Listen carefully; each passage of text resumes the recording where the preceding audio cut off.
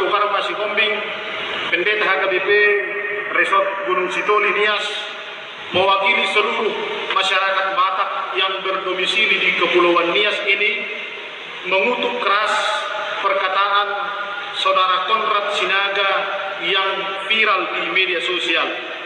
Kami pastikan seluruh perkataan Saudara Konrad Sinaga terkait menantu perempuan Nias yang harus menyerahkan keperawanannya kepada orang tua mempelai laki-laki adalah tidak benar.